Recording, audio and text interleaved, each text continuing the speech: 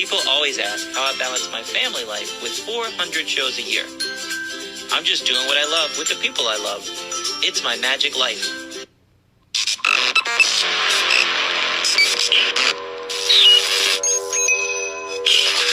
I like Wes Iseli. I like everything about him. All right, well, this podcast has been a few weeks coming. We promised you guys Wayne Allen 3 weeks ago. No, you promised him last week, but then we had twins, and so Wayne was kind enough to wait an extra week for us to get used to having 2 newborn babies in the house, so we had to put him off for a week. Anyway, today's guest is magician Wayne Allen. Like I said, I spoke about him last week, but besides being an awesome magician and an awesome friend, the dude is a FISM winner. And I explained it last week, but I'll do it again. FISM is the Olympics of Magic. It stands for Federation International Society of Magicians. It's held in a foreign country every 4 years. And this dude won the Olympics of Magic. And not only does he have that awesome title under his belt, he's an awesome dude. So say hi, Wayne. Hello there. Boy, I'm anxious to hear myself now of that introduction. Boy. Well, you're awesome, dude. Well, I first met Wayne, 15 years ago, maybe. I was going to Northern Virginia and to a big magic club. Northern Virginia has a magic club up there for the International Brotherhood of Magicians that meets each month. And they may have 100 people on the register. I don't know, on the roster. But my club that I'm coming from, we're lucky if we have 8 that shows up. And I just felt like I was a small fish in a big pond. And Wayne met me in the parking lot, introduced himself to me, and took me, I felt like, by the hand and personally introduced me to everybody in the club and really talked me up, although he had just met me. He was telling everybody how great I was, and you got to meet this guy, and this guy, you got to meet Wes. He's a magician, and it was just awesome. You made me feel awesome, and ever since that day, man, I've had a love for you, and you just continue to be awesome. So thanks for being my friend, man. That's nice of you. I got to tell you, what's kind of funny, I'll tell you, funny story about that is that I kind of have that reputation among magicians and people in general because I don't know where along the line, but early as a young man, I picked up the thing of introducing people to other people. And it's really, I encourage it to other people, whether it be at your Rotary Club or whatever. It's just like with you, Wes. You and I have become, very good friends based on me sincerely wanting to get you to meet all the other people and have you part of the club, if you will. And it's a really neat thing that I don't know where I picked it up. I got it from my father or mother, whatever. I don't know. But I've gotten a reputation. I have a friend that I go to Magiclife with, and in Las Vegas, we go to it probably every other year or so. And he says he loves to go with me. He said because he says Wayne knows everybody, and Wayne introduces you to everybody. He says it's so great, So, in fact, a funny story. We were at Magiclife probably 10 years ago, and when you're there, you're trapped in the hotel. For the most part, you never leave the hotel for 4 days because all the food, everything's there. And there was a fellow all by himself, but he coming down the escalator, and I happened to notice that he had one of the convention badges. So I introduced myself to him and introduced my friend Robert Dadgers to him also that I was with. And this guy was all by himself. He didn't know anybody, and later started coming to Magiclife every year and attributes it for the fact that Robert and I brought him into our little group and, made him feel at home. So that's a little something I encourage everybody to do, not just for business purposes, but it's just plain good thing to do, and you'll meet a lot of other people and get a lot of people to meet each other. Well, I mean, it's funny that I'm so outgoing, and at events, I can talk to anybody and do anything. But at a party that I'm not performing at, I'm kind of like a wallflower. I don't know, because it's either all or nothing for me. So I'm not good at just mingling. It's either I'm on or I'm off. So yeah, I would have been a wallflower that night. I would have been a wallflower that night. Sorry. and you helped me introduce me to people, and I really enjoyed it, because that was a 3-hour drive for me just going to that Magic Club meeting, so it made it worthwhile. Sure, it was a big investment for you. Well, I'm glad you enjoyed it. I'm glad it started our friendship, and it's been great. I've been really, in the last 15 years, been tickled to follow your career and see you become more successful, full Penn and Teller, and all kinds of good stuff. And now the father of 3 wonderful children, great wife there, and partner. Mm-hmm. Natalie, so I'm pleased to be part of the group. Well, you're welcome over our house anytime, man. We love you, and Natalie's all right. You don't need to pat her on the back anymore. She's all right. Thanks a lot. Huh?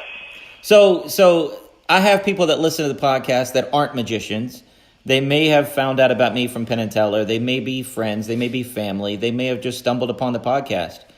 Tell us about FISM and your experience with it. I want to hear that whole story. Well, FISM, as you said, is this international competition, and it's basically 5 days of competition, and they have different categories. Manipulation, which is sleight of hand. They have close-up magic, which is your small micro-type magic. Stage illusions, which is what I won for, grand illusion. And they have an overall Grand Prix that is for the overall, gold medal for the whole convention. And a lot of people don't know that I actually competed in FISM twice before I won.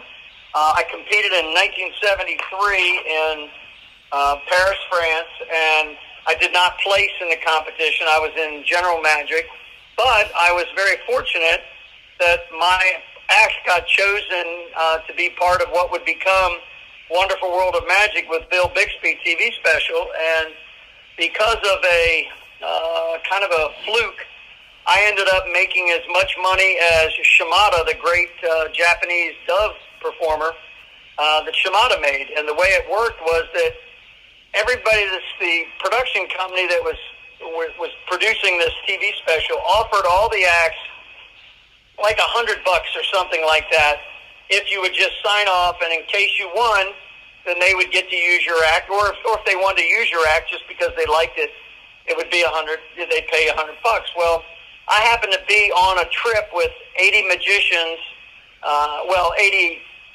group of 80 that included magicians and their wives, and in a few cases some kids. And on that trip was John Macker, who would later become International IBM president. Was also Ed Michel, the famous magician and illustrator, who was an attorney, and so was John Macker.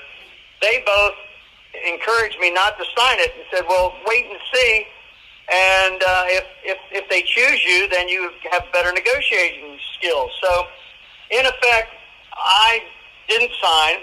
Hollywood used it in the TV special. I saw it on TV. Actually, that's not true. My grandmother did. I've never seen it in my entire life.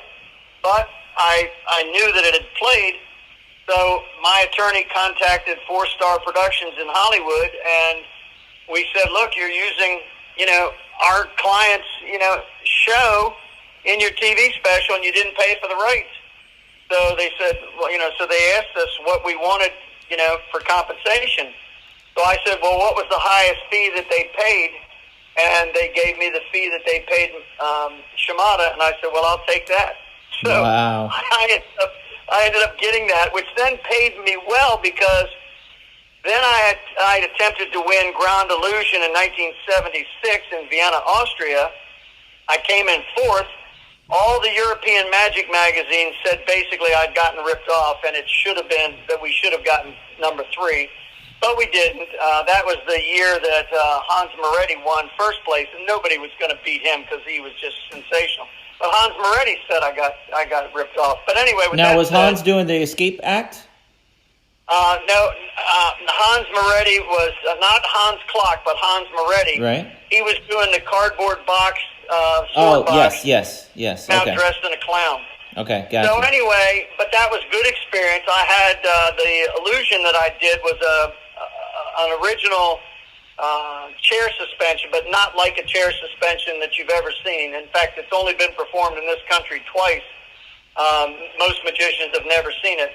but it was bought by Sylvan, the famous Italian magician, to do on his TV show. And then I ended up, from old time's sake, saying, no, I don't want to sell it to you. And I took it back and gave him his money back. But anyway, that gave me the experience. It also taught me that the whole FISM thing is very, very political. And honestly, in those days, the Europeans looked down on Americans and didn't think they were artistes, if you will. And so when I skipped 3 years, because it's held every 3 years, and then in '82 in Lausanne, Switzerland, I was fortunate enough and I won Grand Illusion. And the interesting thing about winning was that there was not a second place. There were two people tied for third place that they felt that I had so clearly won. And that was nice after having, been passed by, 6 years earlier. So it was fun. It was neat. I met Lance Burton, and it's kind of a funny story is that I didn't know this, but I found out is that at FISM, on Friday, the last day of competition, is when they put all the better acts that they expect the ones that are going to do real well. And this was the year that Lance Burton would then win the Grand Prix. So I was the closing act right before lunch Friday afternoon or Friday morning, and then Lance was the opening act right after lunch. So from having been at FISM in the past, I knew there was limited stage space, for dressing rooms and all that. So I got there before the theater opened, like at 6 in the morning. And I came in, as soon as they opened it, I went and I commandeered a dressing room, which happened to be, by the way, dressing room number 13. And this happened to be, by the way, Friday the 13th. So when I won on Friday the 13th, that's always become my lucky number. So anyway, I'm in there setting up, and about 7 o'clock, Lance Burton comes in. Now, I'd heard of Lance. I may have even seen Lance's show at the Tropicana at that point, but I don't recall. But anyway, of course, he was an American, and so, when Lance got there, I went over and introduced myself, just like we're talking earlier, that's kind of one of the things that I always do. When I used to do trade shows is where I made my living, I would always go over and always introduce myself to somebody at a trade show, a magician performing if I didn't know them. And, I've got a lot of great friends that I've met through the years, and we'd have lunch or whatever. But anyway, so back to FISM. Lance says, how'd you get your dressing room? And there were only 4 dressing rooms backstage, despite the number 13, because somebody had written that number on the chalkboard outside the dressing room, and I just left it. Anyway, I said, well, just take the room next to me. And the rooms didn't have ceilings. They just were partitioned off. So he said, well, I can't. He said, Pierre Brama, the famous Frenchman who had won the Grand Prix 3 years earlier, had his luggage still in there, and he had performed the night before.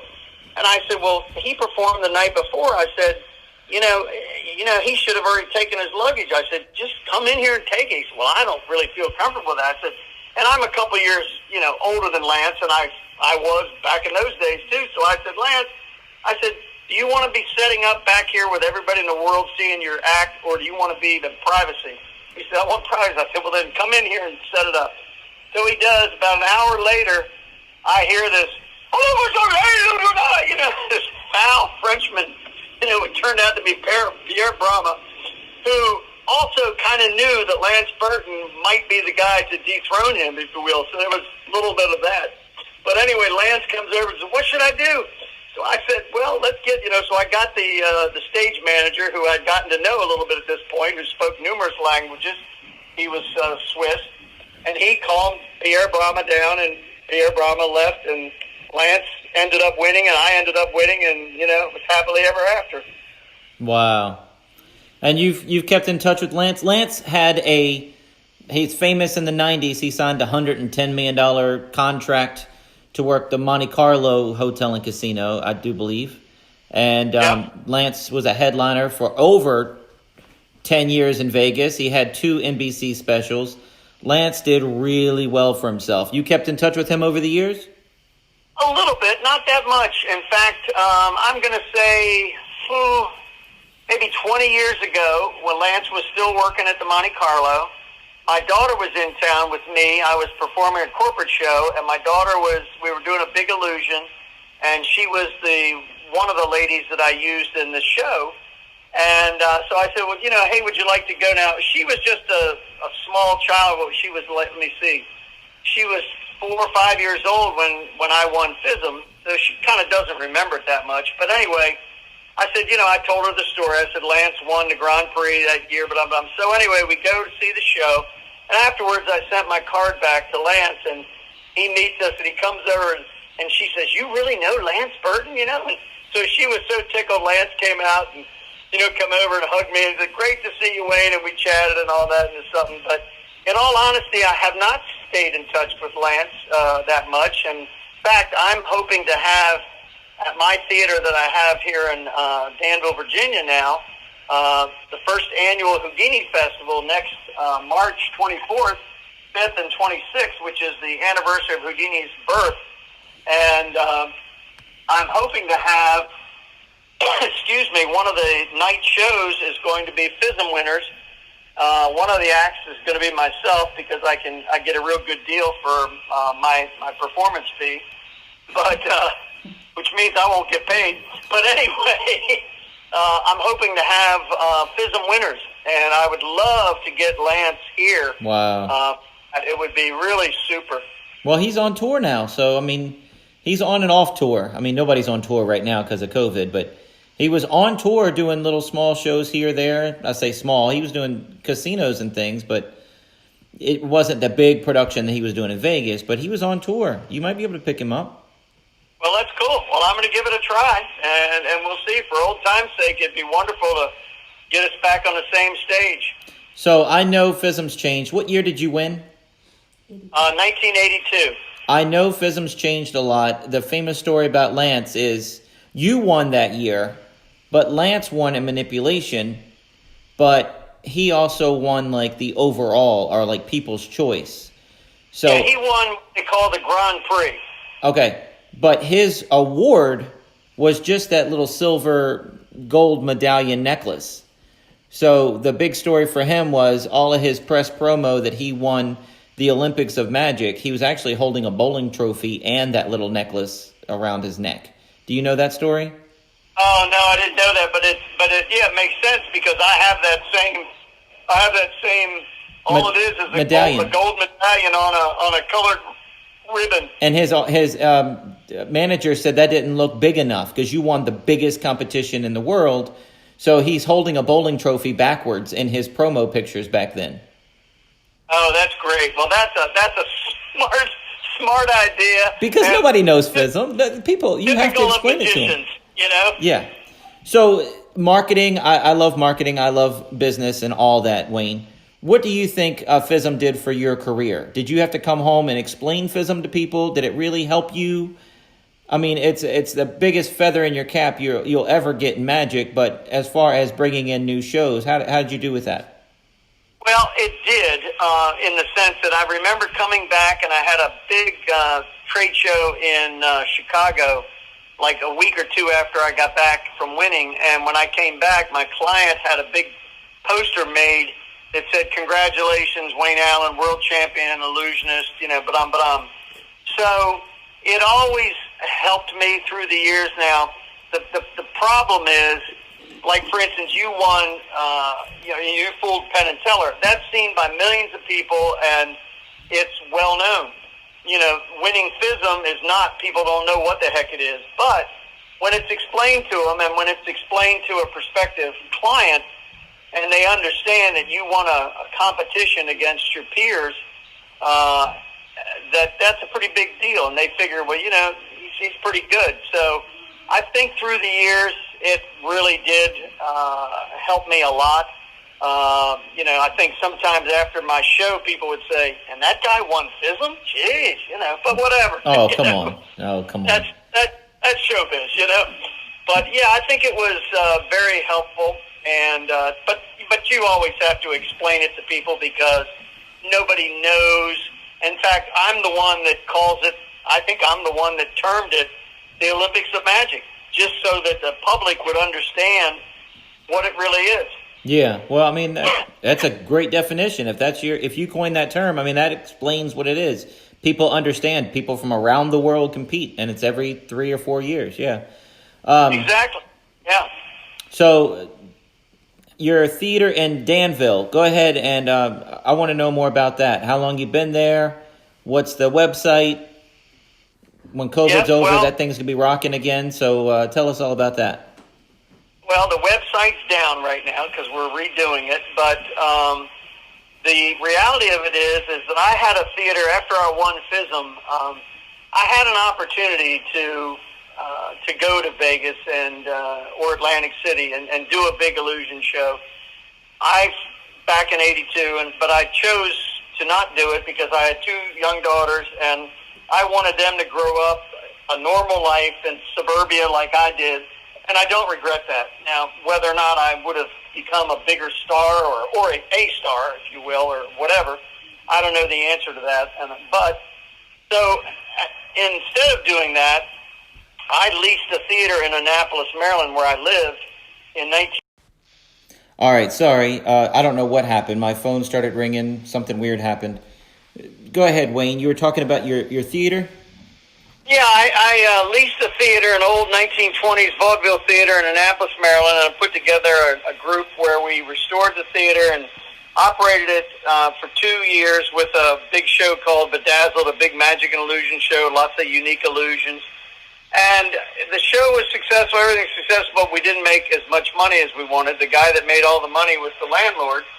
So I realized, geez, I'll never do this again unless I own the theater. So went back to doing corporate magic and had a good career at that. And then about 8-9 years ago, I was semi-retired, and I was promoting my one-man show to theaters on the East Coast, and I came across this beautiful theater in this little town, Danville, Virginia, which I had never heard about and never heard of. And it's right on the North Carolina border, about 40 minutes, 45 minutes north of Greensboro, North Carolina. And anyway, in the description of this theater, it said that in the year 2000, they spent $3.5 million and $3.1 million, and they restored the theater, and that it had a restaurant, a bed and breakfast, and a beautiful theater, 500-seat, 1947 vaudeville theater. So long and short of it is, I sent for information about it. I really wasn't serious. I really wasn't. I'd lived in the same home in Annapolis, Maryland, in a waterfront community, a beautiful home. I probably would still be there. But I said, geez, I'll go ahead and look at it. I came down, I looked at this theater, and it was just breathtaking, just a wonderful theater. And it had operated for 5 years, and basically a multimillionaire put up most of the money for it to give back to the city that had been so good to him. But he said, I'm only going to support it for 5 years, and if it doesn't make it on its own, I'm going to pull the plug. And it did not make it on its own. And in 5 years, he pulled the plug and put it up for sale. So I bought it, and I operated it for 4 years as a satellite business. I traveled. It was 5 hours away from my home in Annapolis. I never, ever expected to move here, but then I realized after 4 years and after 100 trips back and forth, I needed to be down here if I really wanted to take it to the next level. So I ended up moving down here. But now I've got a huge theater. I've got 55,000 square feet. The basement is full. I have probably one of the largest illusion collections, maybe in the country, but certainly on the East Coast. I have over 100 major stage illusions. I've got probably 5 different versions of Sawing a Lady in Half, probably 4 or 5 levitations. I have 3 Gamullas. So it's been, and I get to perform. I perform about once a month, my show. I do a stand-up show in the Gallery Mini Theater in the spring and summer, and then in the fall I do a big Halloween show on stage, a big spook show type thing, and at Christmas time a big Magic of Christmas show. So I get to do enough magic, which is fine, and then we also have other shows, and we have other entertainers in. We've had some famous entertainers. We've had Kreskin here. So we have bands, we have dance recitals, all kinds of things that you would expect.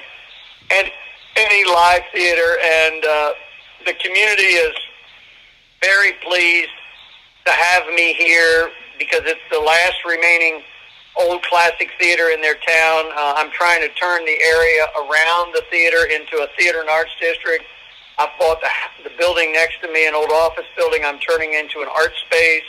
I've got a house behind the theater that I'm going to turn into a home for an artist if they'll bring their business to Danville. So Wow. I'm trying to turn the whole area into a theater and arts district. So instead of retiring at my age, I took on the biggest project of my life 8 years ago. But it's been fun. I've enjoyed it. It's been very challenging, and it's been allowed me to really feel like I'm kind of contributing still. Well, I don't want you to think I'm blowing smoke. I want to see this theater, but you're like 3.5 hours south of us. And last time I talked, I got real excited to come see you. And I'm like, Natalie, can we go? Can we go, please? And she's like, yes, honey, we can go. And then we went to the grocery store that day, and her ankle swole up 3 times the size. And she says, I don't think I'm ready for a 3.5 hour trip. Maybe after the babies. So no excuse now, Wayne. We will see you soon. Well, that's great. Well, I want you to come see it. The magicians that have been here. I mean, truly, when magicians come and they see the place, they're so envious, because face it, and not just magicians. I mean, I've had, we had John Conley, who is a famous country western singer here. All the performers really, they find it. They're like all envious because who wouldn't love to have their own theater? I live in an apartment in the building, so literally I can walk out of my bedroom and 50 feet later I'm on stage. So it's a pretty neat place, and I don't know. I suspect I'm probably the only magician in the world to own his own historic theater. Frankly. Yeah, well, and you're not four-walling it. You're not renting the place. You don't have to pay that management people. It's all you. It's all on you. And I own it lock, stock, and barrel. Dude, that's awesome. That's fantastic. Yeah, pretty neat. So in 2009, you wrote a book called Magical Meatless Meals. And I have a copy of it right here. And I'm going to give away a copy of it to someone on the podcast here. So all they have to do is, when I upload this podcast, share it with your friends and share it on Facebook. And I'll pick someone within a week. And I'll get your address and I'll send you out an autographed copy of Magical Meatless Meals, which retails for $29.95. And it's autographed, like I said, and I'm going to send it to you. So you got a week. All you have to do is just push a button that says share on Facebook. We want to get this podcast out there. We want to get Wayne's name out there. We want to get the theater's name out there. We want to promote everybody. And if you have fun and you enjoy the podcast, and you're going to love this cookbook. This cookbook is awesome, Wayne. Tell us about it, and I'll tell you some of my favorite parts. Well, thank you. I've been a vegetarian / pescatarian, and that's a vegetarian that eats seafood, for the last 48 years. And I did that for health reasons. My dad had died from smoking-related cancer in 1972, and I was encouraged to not eat meat for those reasons. But anyway, so I had the idea for years, and I always liked the name Magical Meatless Meals. So about 15 years ago, I had this idea for years. In the late 70s, I came up with it. And so I decided, and it was kind of interesting because what happened is when the internet was coming about and the whole idea of cutting and pasting out, I'm not a master chef, but I consider myself a master magician. But because I've traveled so much around the world and doing corporate stuff, so my clients would take me out. So I've been to some of the nicest restaurants around, and I realized if I could get these recipes from these chefs, maybe I'd have something. And then what really solidified it is I was doing a big show for a big computer company. I think it was NCR, where they had rented either Disney World or I think it was MGM Studios in Florida for the whole night for all of their prospects and clients. So I was there, and I was having dinner in the old Brown Derby, the recreation of the Brown Derby restaurant, which was a famous Hollywood restaurant where all the stars, came in the 30s and 40s. So I'm sitting in there, and I'm like, wow, if I could somehow, get the feeling in this book of all the classy, old Hollywood and everything and magic and all this, I would try to do this. Plus, with the internet, if I could just get a hold of these chefs, they could email me the recipes. I'd cut and paste them, and the book would be done. Well, it wasn't that easy, believe me. But the concept was, and I also had a wonderful illustrator who was a magician. His name is escaping me right now.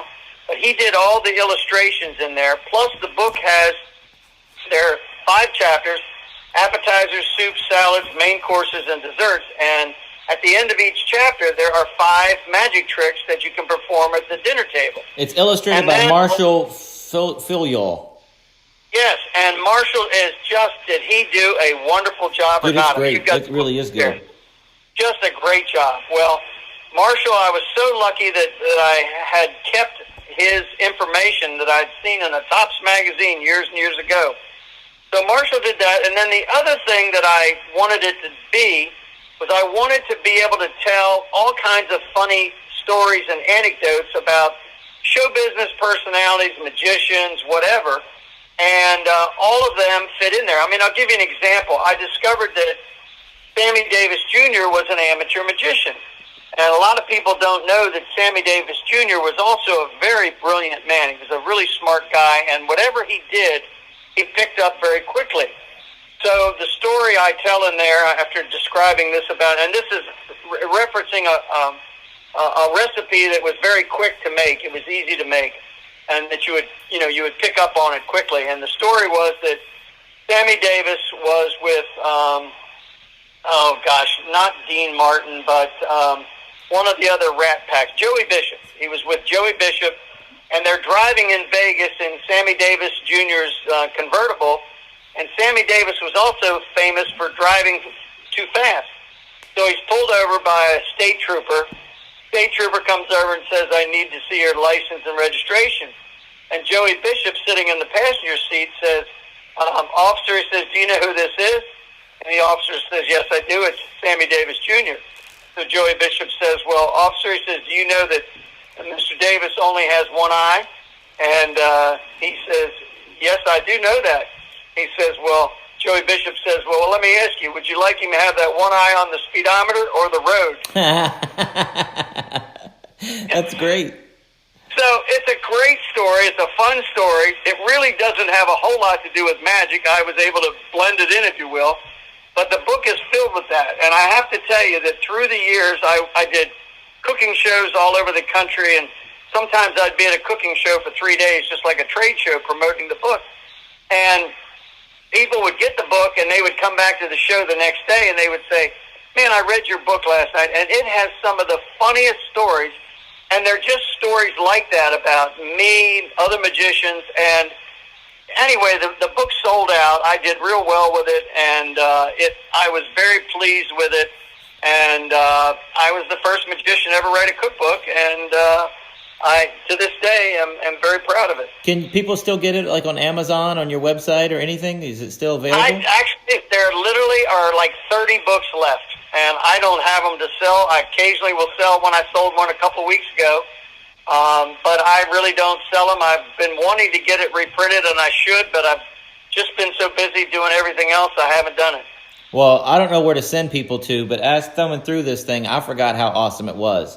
The pictures in the middle are really beautifully, I know that costs a lot of money to have professional color pictures mounted in the middle on a different type of paper that's more thick. I mean, you took care and you went to the detail to get this book done well and do it done right. The story. I'll tell you a funny story on one of those pictures. I got a cookbook. I got a photographer that specialized in cookbooks. He came to my home in Annapolis. We set a table up in the living room. When we come to one of the dishes is a cake that had ice cream on top of it. And so he says to me, he says, well, do you have a scoop so we can scoop a nice round scoop of ice cream? I said, I don't have one. So So I went running down to all my neighbors. I'm paying this guy like $120 an hour or something. I'm running to all my neighbors, and I get one about 3 doors down. Come back with a scoop. I put it on there, does it? But yeah, I was really fortunate, and I really have to tell you, that book. I mean, I say it's my book, but it's almost. This is kind of something that I learned, and this is something I would encourage. If magicians any magicians that are listening to this, take anything away from this.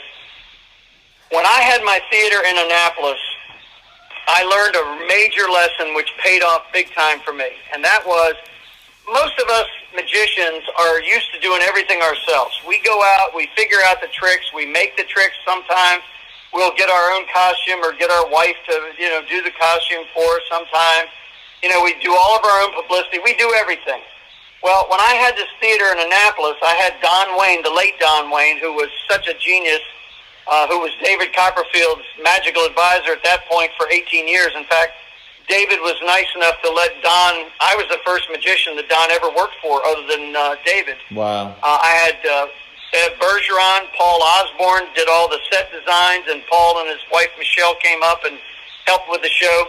We had a director and a choreographer out of New York for the dancing and for the whole show. We had custom music written for it. What I learned from that theater was doing things first class and depending on people that did what they did best. In fact, the guy that did the lighting design still does work for me 35, 40 years later. So I learned that. So then when I went back to corporate work, I would go into a client and I would pitch a show. I was probably the highest paid corporate magician in my heyday because I wasn't afraid to go in and say, yeah, that'll be $25,000, $30,000, $40,000 for that and do it. So, but I did it because I had some of the best people behind me working on it. So when I came to the cookbook, just like with Marshall Philloff and the lady, I forget her name, who designed the book, all the people that worked on that book, that photographer that took all the color pictures, everybody were the same people that made that book so good, just like a good costumer, a good lighting designer, a good person that's writing your patter, a good illusion builder. Those people all make you, the magician, look good. So it was a big lesson, and I was able to use that with the book, and it turned out really, really well because of all those great people that were helping me do it, including, by the way, all these great chefs that provided recipes from everything from the Waldorf Astoria to the Bellagio in Las Vegas. I mean, it's I was really very fortunate. So the book has not only magical meatless meals and recipes, but it's got great stories. It's got great magic tricks. And the back of the book tells you all of these great restaurants that you can eat at. You have overviews of the restaurants. You got their email, they get their website, you got their phone number and their physical address, and it tells you, what to look for and how awesome these restaurants are. And these are the top restaurants in the country. You've done all the work, man. You did it all. And I don't care if you're a magician, if you're into cooking, if you're into magic, if you're into a little bit of everything. When you first showed up at the Magic Convention, MAES, and you were selling a cookbook, and in my opinion, I was thinking, oh, he just added the word magic to a cookbook, and that's I'm not interested in that. But then I saw it, dude, and I had to buy one. It was awesome. It's 100% awesome. I love it. Yeah, I've gotten a lot of nice compliments. I mean, from magicians, Milt Larson, great. In fact, there's a recipe from Milt Larson in there in the cookbook, but I got a great testimony from Milt Larson, from Mark Wilson, lots of different people, and it honestly, even though it's my book, it just is a fun book. And what's funny about it, it's been enough years now, I'll go through it myself occasionally. I'll be looking for something, and I'll forget that story's in there. I'm like, oh, that is a funny story. Wow. Wow. It's kind of cute because I'm actually writing another book now called Magic at the White House. I've been fortunate enough to have performed at the White House 13 different times through the years. First for Betty Ford many years ago in '76. But in researching this book and coming up with, and there's lots of amazing famous magicians and not so famous magicians like myself. I call myself the most famous magician you've never heard of. But in this book, it'll feature Howard Thurston, Harry Keller, Max Malini, Russell Swan, Harry Baker, who ran a magic shop in Washington, D.C., Al Cohen, who ran Al's Magic Shop in Washington, D.C. But lots of fun stories and interesting stories, and it's going to be a similar format as the cookbook, and all the lessons I learned from the cookbook, I'm hoping to be able to put them together to make this book, because one of the things I've always done, and one reason I sort of don't have much of a reputation among magicians, is that I've always done everything for the general public. I've always realized that that's where my money was going to be made, and that's where I wanted to promote. So the cookbook, yes, it's magic, and it's got magic tricks and stories about magicians, but it's really written for the layman, for the regular public, and that's who bought it. And the reality of it is that's what I hope that Magic at the White House will be for the general public. It'll have hopefully lots of funny stories in there, because I have discovered many funny stories in there. Like, for instance, Milburn Christopher. Well, save it. I'm going to have you come back on the podcast when you have it. When do you think that's going to be released? I am working really hard. In fact, right before you called me for this podcast, I was working on, I'm hoping to get it finished before the inauguration next year of the new president, because the White House will certainly be big news then, and I'm hoping to have it then. Well, let's have you back on then. You can promote and tell some funny stories from the book then.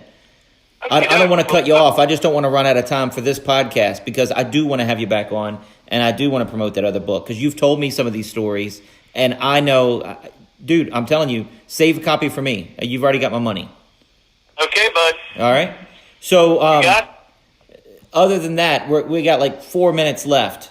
I don't know, your Houdini Festival. Tell me about your Houdini Festival in a couple minutes. What's the date of that again? It's going to be March of next year, and I'm hoping by that point we will have a vaccine and we won't have to worry about the COVID virus. And we're only going to accept 313, because interestingly enough, through another book that I've been working on for years and years is a book about Harry Houdini, and one of the things I've discovered is that Houdini was 13 was his lucky number also. Wow. So anyway, I'm going to have 313 seats.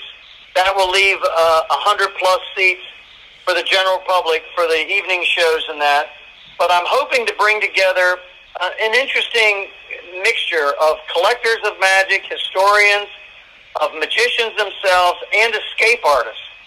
So I'm hoping to make this featuring FISM winners for the Saturday night show, and featuring Magic Castle winners for the Friday night show. And lots of other neat things that are going to be part of it. And it's all going to be contained. The only thing we don't have right next to us is a hotel. But the whole thing, everything will take place. There'll be dealers here upstairs. It's a beautiful 500-seat theater. The close-up will be in the balcony mini theater. I've taken the front row out of the balcony and put a small platform there. So the first 113 people that sign up will get to watch the close-up live in a very nicely raked balcony, which is much like the Magic Castle close-up room, but probably nicer. And then the other people will watch it from downstairs on the big screen. But it should be, I'm hoping to be very different. Plus, we're going to be promoting this like my normal concept, not just to magicians, but to the general public. So I'm hoping to get lots of publicity, have the media cover it, and have it be a really cool thing that will be done annually. Well, what about an email address? Can people get on a mailing list? How do you want them to contact you to get on a mailing list to find out more about it? Anybody that wants to contact me, they can go to my website, which is wayne@wayneallenmagic.com. Well, that's my email address. My website is Wayne Allen, ALAN, Magic, MAGIC.com. My email is just Wayne@WayneAllenMagic.com. Anybody can contact me, and I would love to have them on the email list. And I'm probably gonna start promoting it I've been kind of waiting to get a better feel for the COVID, but there's going to be no exact time that we know that things are going to open up. So I'm going to take a risk and a gamble to think that at that point it will be open. I also think, since none of us have been able to go to a live convention for 8 months now, that I think the public and magicians, everybody else, are going to be so chomping at the bit to come. Absolutely. I think it could be a really cool thing. We're centrally located, on the East Coast. We're only an hour from the airport in Winston-Salem, or not Winston-Salem, but Raleigh. And we're just, we're 5 hours from D.C., we're 2 hours from Richmond. So, and everything will be held in the theater. We do have good hotels very nearby that aren't that expensive. It's a great little town. And I think has the potential of becoming a really cool annual thing. If you've ever been to an Abbott's get-together, which is a very friendly, wonderful convention, I'm hoping to get that sort of small-town feel here. And because the theater is so great for magic, it's a long, narrow theater. The sight lines are great. It's just a super place to do magic. So I'm really hoping it'll be a very cool thing. Awesome. Well, dude, thank you so much for being on here today. We'll get you back, and we'll plug your new book, Magic at the White House, when you get a release date and a place where people can shop for it. And we'll definitely pitch the Houdini Festival as well. But, dude, thank you so much for being awesome. Thank you for being on our podcast. Thank you for everything. You're awesome. You're welcome, man. It's a pleasure to be y'all's friends. Congratulations again with the new kids. And, love you guys, and we'll see you down the road. All right, man. Hold on tight. Don't hang up. We're just going to do some plugs and get out of here real quick. All righty. Tonight on Jewel TV, Episode 4, Magic of Giving, will air at 7 p.m. It's on Roku, Amazon TV, Apple TV, Amazon Fire, the Jewel TV app, and a million other places. Actually, it's in over 100 million households tonight, so check it out. And also, people keep asking where we're performing. Because of COVID, things are kind of crazy. But I will be performing at a place called Round Hill Farm in Culpeper, Virginia, every Saturday and Sunday in October. So if you're in the area, stop by, and you can check out Facebook for showtimes. Thank you guys so much for tuning in. See you next week. Today's episode of the podcast is sponsored by Express Copy and Graphics. Mention promo code Wes Iseli to get 10% off. Their website is expresscopy.com. That's XPRESS-COPY.com. They do it all. Copies, banners, signs, vehicle wraps, promo items, practically anything you need printed, they can do it for you. These guys are great. Check them out. Check us out online at wesiseli.com and patreon.com/Wes_Iseli for behind-the-scenes videos, blooper videos, never-before-seen footage, discounts on merchandise, magic trick tutorials, and more. That's Wes Iseli, spelled Wesiseli.